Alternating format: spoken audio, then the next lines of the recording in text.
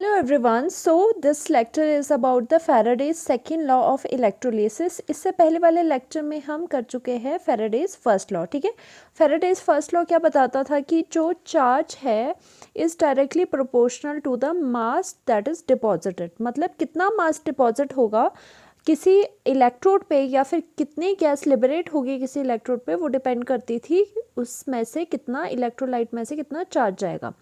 सो अब second law जो आपका है इलेक्ट्रोलिसिस फैराडेज का, वो क्या बताता है. Second law of Faraday state that if same amount of electric charge is passed through different electrolytes, then the amount of substances deposited or liberated at electrodes is directly proportional to their equivalent weight.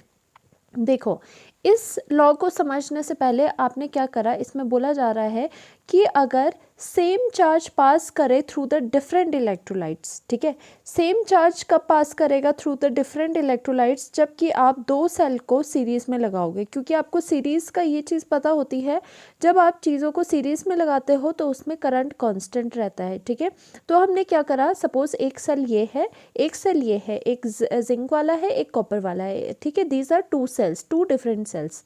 Okay, तो आपने क्या करा, आपने एक battery लगाई. इन दो जो sales है उसको सीरीज़ में लगाने का क्या तरीका है कि सबसे पहले बाहर जो आउटपुट है बैटरी पॉजिटिव और नेगेटिव टर्मिनल्स उसको लगा दो.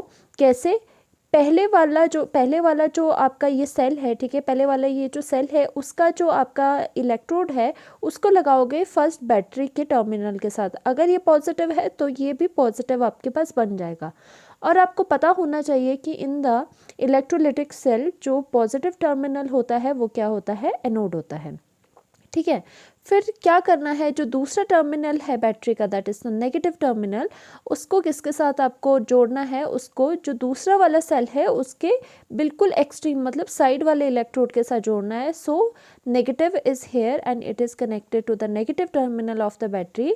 सो द चार्ज ऑन द जो इलेक्ट्रोड आएगा that would be the negative. Okay, यहाँ पर नेगेटिव आएगा इसकी वजह से. तो नेगेटिव इलेक्ट्रोलिटिक सेल में चार्ज अगर होता है तो वो क्या कहलाता है, वो कहलाता है कैथोड. ओके, तो ये और ये तो सॉर्टेड हो गए. जो ये बचे आपके पास सिंगल इलेक्ट्रोड दोनों सेल में, उसमें क्या हो जाएगा, उसको हमने सीरीज से जोड़ देना है. This is known as the series setup. जब इलेक्ट्रोड्स को आप जो सेल्स को है सीरीज में जब जोड़ते हो तो यहाँ पर क्या हो जाएगा कि जो ये बचा हुआ है, ऑब्वियसली ये एनोड है तो ये कैथोड है, this is positive so this is negative. तो यहाँ पे ये कैथोड है तो ये वाला इलेक्ट्रोड क्या हो जाएगा, एनोड हो जाएगा. नेगेटिव है ये तो ये क्या हो जाएगा, पॉजिटिव हो जाएगा. नाउ इसको क्या करना है, सीरीज़ में हमने जोड़ देना है. तो यहाँ से इंटरनली ये जो हम इसे जोड़ देंगे तो ये पूरा हमारा एक पूरा सेटअप हो गया किसका, अगर आपके जो सेल्स है, ठीक है, आपके जो सेल्स है उसको आप सीरीज़ में जोड़ दो. क्योंकि जो सेकेंड लॉ ऑफ फैराडे है आपका ऑफ इलेक्ट्रोलिसिस, उसके लिए हमें क्या चाहिए, हमें चाहिए कि सेकेंड जो लॉ है फैराडेज का वो बताता है कि अगर same amount of electric charge pass करेगा through the different electrolytes. Different electrolytes कैसे, सपोज यहाँ पे कि जिंक का ZnSO4 सॉल्यूशन है इलेक्ट्रोलाइट और इस वाले में कॉपर सल्फेट का सॉल्यूशन है. तो मतलब बोलने का क्या मतलब है, ये तो हमने एग्जांपल ले लिया यहाँ पे. ठीक है, बोलने का मतलब है कि दोनों में क्या है, डिफरेंट इलेक्ट्रोलाइट्स है. अब बोला जा रहा है कि अगर same amount of electric charge pass करा जाए डिफरेंट इलेक्ट्रोलाइट्स से, ठीक है, सबसे पहले तो ये बात है, तो क्या होगा, तो जो अमाउंट ऑफ सब्सटेंस जो डिपॉजिट होना है या लिबरेट होना है एट द इलेक्ट्रोड्स, उसका अमाउंट किसके प्रोपोर्शनल होगा, उनके इक्विवेलेंट वेट के. तो सपोज यहाँ पे एनोड पे भी कोई अमाउंट लिबरेट हुआ, ठीक है, इस वाले कैथोड पे भी कुछ सब्सटेंस आपका डिपॉजिट हुआ या लिबरेट हुआ. उसी तरह से यहाँ पर जो इलेक्ट्रोड्स है उस पर भी कुछ ना कुछ आपका सब्सटेंस लिबरेट होगा. तो ये बोल रहे हैं कि जो भी सब्सटेंस इन इलेक्ट्रोड्स पे, ठीक है, इन इलेक्ट्रोड्स पे ध्यान से समझना क्या बोला जा रहा है, इन इलेक्ट्रोड्स पे जो भी सब्सटेंस आपका डिपॉजिट होगा, ठीक है, तो उसका मास, उसका अमाउंट किसके प्रोपोर्शनल है, उसी चीज़ के इक्विवेलेंट वेट के. ठीक है, ये अभी हम करते हैं. तो पर सबसे पहले ये समझ लो कि आपका यहाँ पे जो बोला जा रहा है कि आपका electric charge is passed, same amount of electric charge is passed. तो इस वाले सेटअप में से same amount of electric charge pass क्यों करेगा, क्योंकि this is the series setup of the two cells या फिर टू इलेक्ट्रोलाइट्स. तो अगर सीरीज़ होता है, here two cells are connected in series, ठीक है, इनको सीरीज़ में कनेक्ट करने की क्यों हमें वो पड़ गई, क्योंकि अगर आप सीरीज़ में कनेक्ट करोगे तो आपको पता है सीरीज़ में हमेशा क्या होता है, करंट सेम रहता है, इतना तो आपको पता होगा। करंट सीरीज़ वाले सेटअप जो भी होता है उसमें सेम रहता है। हमें क्या चाहिए, हमें तो चार्ज सेम चाहिए, और चार्ज आपको पता है चार्ज का फॉर्मूला होता है क्वाइट, जैसे आपको करवाया क्वाइट रहो, चुप रहो। Q equals to I T, Q is the charge flowing and I is the current flowing, and into T मतलब टाइम क्या हो गया कि कितने टाइम तक वो आपका करंट फ्लो कर रहा है, तो बनता है Q। देखो ध्यान से, अब Q को अगर सेम करना है तो इसका मतलब करंट को भी सेम करना पड़ेगा और सेम टाइम के लिए आपको उस करंट को फ्लो करवाना पड़ेगा। तो यहाँ पर तभी आपने सीरीज सेटअप लगाया, क्योंकि सीरीज सेटअप में हो जाता है करंट कांस्टेंट। अब यहाँ पे तो सीरीज की वजह से I कांस्टेंट हो गया, तो T को हम कांस्टेंट कैसे कर सकते हैं, T को हम कांस्टेंट इसीलिए कर सकते हैं कि एक पर्टिकुलर टाइम के लिए ही सपोज करिए कि ये आपका जो है करंट फ्लो कर रहा है। अगर आपने मान लो 100 सेकेंड्स के लिए फ़्लो करवाना है तो दोनों के लिए सेम रहेगा, क्योंकि ये दोनों इंटरकनेक्टेड है, तो टाइम भी आपका सेम हो गया। आई आपका जो करंट है वो सीरीज़ की वजह से सेम हो गया। तो इसका मतलब जो करंट पास कर रहा है इस पूरे सेटअप से, चार्ज पास कर रहा है इस पूरे सेटअप से, that is Q. So charge will be same throughout the cell, जो आपको चाहिए था सबसे पहले डेफिनेशन में। तो हमने यहाँ पे same amount of electric charge तो कर दिया। ओके अब आती है बारी इसकी, बोला क्या जा रहा है, बोला ये जा रहा है कि मास डिपॉजिटेड, ठीक है, बोला क्या जा रहा है कि एक्चुअल में जो आपका लॉ है वो क्या बोलता है कि मास डिपॉजिटेड, ठीक है, in each of the electrodes, ठीक है, किसी भी इलेक्ट्रोड में जो कि जिसमें से कि सेम इलेक्ट्रिक चार्ज पास कर रहा है, वो डायरेक्टली प्रोपोर्शनल क्या होगा, उसी सब्सटेंस का इक्विवेलेंट वेट, ठीक है, इक्विवेलेंट, ठीक है, equivalent weight, WEIGHT, this is weight. Okay, तो ये आपका है सेकेंड लॉ ऑफ फैराडे। अगर देखा जाए तो बोला क्या जा रहा है, सपोज ये बोला जा रहा है, मान लो जिंक जो है, जैसे जिंक पॉजिटिव है वो कैथोड पे लिबरेट होता है यहाँ पे, ठीक है, कॉपर क्या होता है, कॉपर कैथोड पे यहाँ पे लिबरेट होता है। तो बोला जा रहा है कि जो मास होगा, ठीक है, कितना मास लिबरेट होगा इस पर, वो किसके डायरेक्टली प्रोपोर्शनल है, वो है equivalent weight of that substance. मतलब अगर ये जिंक यहाँ पे मान लो जिंक, जैसे जिंक 2 पॉजिटिव होता है, वो यहाँ जाके जिंक की फॉर्म में यहाँ पे डिपॉजिट हो जाता है। तो बोला जा रहा है कि मास ऑफ जो आपका जिंक होगा जो कि यहाँ पे डिपॉजिट हो रहा है, वो किसके डायरेक्टली प्रोपोर्शनल है, जिंक के इक्विवेलेंट वेट के। और पीछे जो हमने करा था फेराडेज जो फर्स्ट लॉ था, उसमें क्या करा था कि जो मास होगा लिबरेटेड या डिपॉजिटेड, वो किसके डायरेक्टली प्रोपोर्शनल था, वो था चार्ज के, ठीक है। और इसी तरह से इक्विवेलेंट वेट के जब हम डायरेक्टली प्रोपोर्शनल करते हैं वो आता है आपका Faraday's second law of electrolysis. अब देखो यहाँ पे ध्यान से देखो, हमें ये लॉ पता चल चुका है। अब लगाते हैं ये वाला लॉ इसमें एंड इसमें, इससे हमें एक और फॉर्मूला मिलने वाला है। तो सपोज हमने इसमें लगाया कि जिंक यहाँ पे गया और जिंक लिबरेट हुआ, तो हमने ये फॉर्मूला, सबसे पहले हम फर्स्ट लॉ लगाते हैं, ठीक है, उससे फॉर्मूला डिराइव करेंगे अकॉर्डिंग टू फर्स्ट लॉ। आपको पता है, ठीक है, जो चीज़ें आपको पता है वही लगाओगे ना, उसी से नई चीज़ें बनाओगे आप।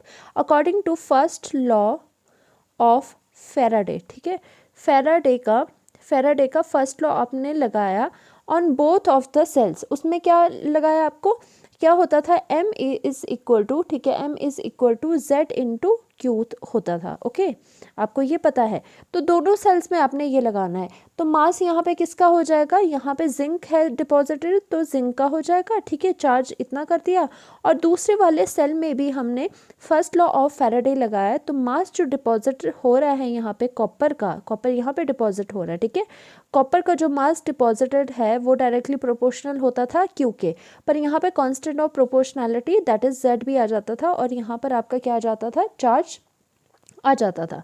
नाउ वी नो दैट कि यहाँ पे मास Zn इज इक्वल टू, क्या कर सकते हो, Z का फॉर्मूला क्या होता था, ठीक है, जो इलेक्ट्रोकेमिकल इक्विवेलेंट होता था उसका फॉर्मूला होता था इक्विवेलेंट वेट, ठीक है, equivalent weight divided by Faraday, ठीक है, divided by Faraday into Q। उसी तरह से यहाँ पर भी खुल जाएगा, mass of the copper that is deposited is equal to the equivalent weight, ठीक है, is equivalent weight divided by Faraday into Q। Okay, ये आपके पास आ गया। अब हमने ये देखना है कि हम इसको कैसे मॉडिफाई कर सकते हैं। हमने क्या करना है, हमने बोथ ऑफ द इक्वेशन को डिवाइड करना है, ठीक है, सो दैट हमें नया फॉर्मूला मिले। डिवाइड बोथ इक्वेशन, ठीक है, इक्वेशंस, ठीक है, दोनों को आप डिवाइड कर सकते हो, किसी को भी ऊपर रख सकते हो, किसी को भी नीचे रख सकते हो। ऑन डिवाइडिंग, इन दोनों इक्वेशन को जब आप डिवाइड करोगे तो आपके पास क्या फॉर्मूला बन जाएगा, मास ऑफ जेड एन, ठीक है, mass of Z N divided by mass of copper, ठीक है, दिस डिवाइडेड बाय दिस करा तो इक्विवेलेंट वेट अपॉन जो फैराडे था and equivalent weight upon Faraday था, ठीक है। और इक्विवेलेंट वेट क्या होगा, किसका होगा यहाँ पे, इस ये होगा जिंक का एंड यहाँ होगा कॉपर का, ठीक है। तो इक्विवेलेंट वेट तो अलग अलग रहेगी, देखो यहाँ पे जिंक का है, यहाँ पे कॉपर का है, बट फैराडे क्या है, फैराडे कांस्टेंट है जिसकी वैल्यू 96500 होती है। बट यहाँ पे क्या है, हेयर Q इज सेम, मतलब क्या हो सकता है, क्या बोल सकते हो, Q क्या है, Q की वैल्यू कांस्टेंट है, ठीक है। तो Q की वैल्यू जब कांस्टेंट है और सेम है तो Q की वैल्यू जब आप डिवाइड करोगे दोनों इक्वेशन को तो right hand side Faraday cancel हो जाएगा, ठीक है, एंड Q कैंसिल हो जाएगा। आपके पास क्या मिलेगा, आपके पास मिलेगा इक्विवेलेंट वेट। तो आपके पास ये मास इज इक्वल टू, ठीक है, आपके पास क्या हुआ, इक्विवेलेंट वेट ऑफ Zn, ठीक है, divided by equivalent weight of copper, ठीक है।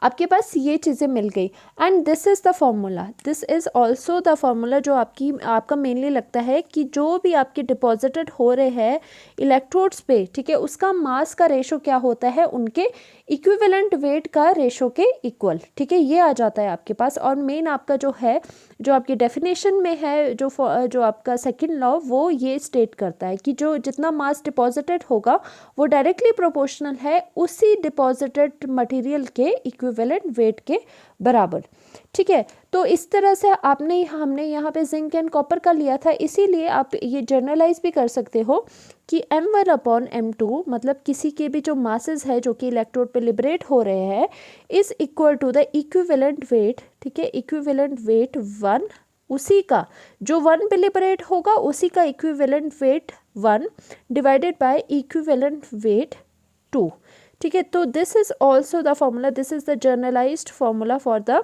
Second law of Faraday.